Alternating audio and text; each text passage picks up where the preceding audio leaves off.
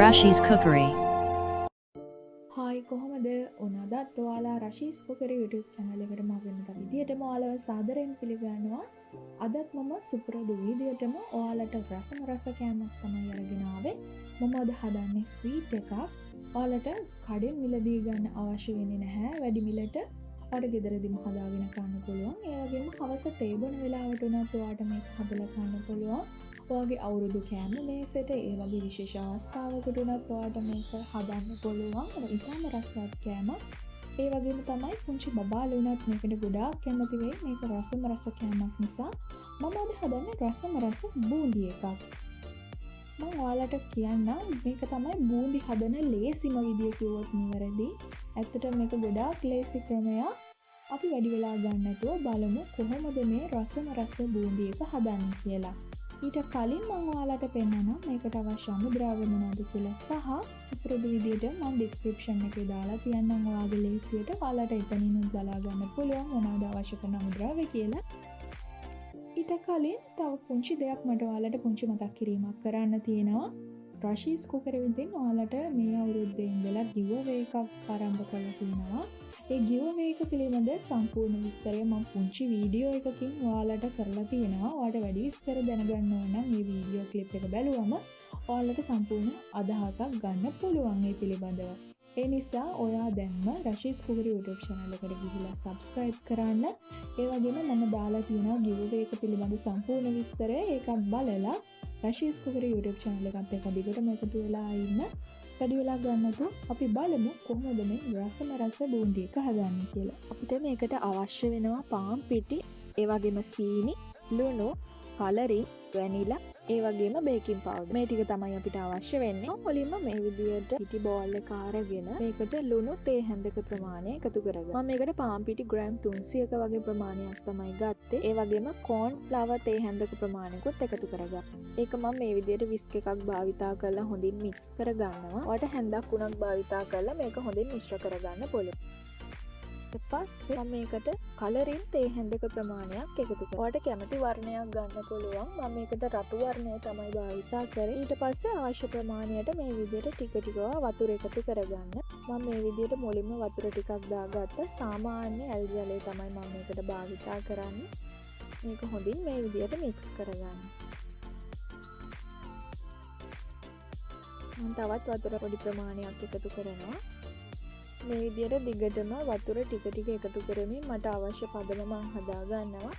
මේක දියරමය මිශ්‍රණයක් විදිහට තමයි අපි හදා ගන්න ඕනේ. ගොඩාක් ඝන මිශ්‍රණයක් විදිහට හදා ගන්න නැහැ. මේ විදිහට මිශ්‍ර කරමින් අවශ්‍ය පදම හදා ගන්න. මෙන්න මේ වගේ පදමක් වෙනකන් තමයි අපි හදා ගන්න ඕනේ. දැන් මේක හොඳින් මිශ්‍ර වෙලා තියෙන්නේ. මම මේක තව ටිකක් මේ විදිහට මික්ස් කරගන්නවා. ඊට පස්සේ මම මේක පියනකින් වහලා පැය භාගයක වගේ වෙලාවක් තියනවා. ඔයාලට පැයක වගේ වෙලාවක් තියන්න පුළුවන් නම් තවත් හොඳයි. මම පැය භාගයක වගේ වෙලාවක් තමයි තියාගන්නේ. ඒක පැත්තකින් තියලා ඊට පස්සේ අපිට අවශ්‍ය සීනි කැරමල් එක තමයි හදා ගන්න ඕනේ. මම ඒකට පෑන් එකක් ලිපේ තියලා සීනි ටික එකතු කරගන්නවා. මම මෙතන ග්‍රෑම් 250ක වගේ ප්‍රමාණයක් අරගෙන තියෙන්නේ. ඊට පස්සේ මම මේකට අවශ්‍ය ප්‍රමාණයට වතුර පොඩි ප්‍රමාණයක් එකතු කරනවා. ඕනේ සීනි කැරමල් එක මේ විදිහට ටිකක් හැඳි ගාමින් හදා ගන්න. එතකොට අපිට ඉක්මනට හදා ගන්න පුළුවන්. දැන් කැරමල් එකේ මේ විදිහට බුබුලු දාගෙන එන්නේ. මේ විදිහට හොඳින් බුබුලු දාගෙන ඉද්දී ඔයා මේකට වැනිලා තේ හැඳක ප්‍රමාණයකොත් එකතු කරගන්න. අවසානයේට මම මේ විදිහට පොඩි වෙලාවක් මෙහෙම හැඳි ගා ගන්නවා. ඔයාලට පේනවා මේකේ පදම කොහොමද කියලා. මේක ගොඩාක් නූල් ඇදෙන පදමට ගන්න අවශ්‍ය වෙන්නේ නැහැ. මේ වගේ පදමකට හදාගත්තම ඇති. දැන් අපි සීනි කැරමල් එකක් හදාගෙන ඉවරයි. දැන් මේ තියෙන්නේ ඔයාලට පේනවා ඇති මගේ පිටි මිශ්‍රණය පැය භාගයකට පස්සේ තමයි මේ යම් තාක් දුරකට පිපිලා තියෙන්නේ. ඒක මම නැවතත් මේ විදියට හොඳින් මිශ්‍ර කරගන්නවා.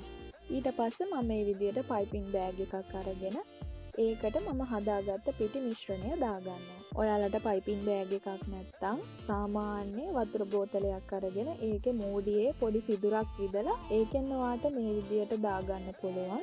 ඊට පස්සේ මම මේ විදියට තාච්චියක් ලිපේ තියලා අවශ්‍ය ප්‍රමාණයට තෙල් එකතු කරගන්නවා. තෙල් ටික හොඳින් රත් වෙලා තියෙන්නේ. මම මේ වෙලාවේදී පයිපින් බෑග් එක කෙලවරින් සිදුරක් විදලා ඒකෙන් මේ විදියට දාගන්නවා. ඇත්තටම මේ විදියට බූන්දි හදාගත්තම ගෙදරදීම ඔයාලට ගොඩාක් ලේසි. ලොකු වියදමක් යන්නේ නැහැ. ලේසියෙන්ම ගෙදරදී හදාගන්න පුළුවන් ඔයාලට.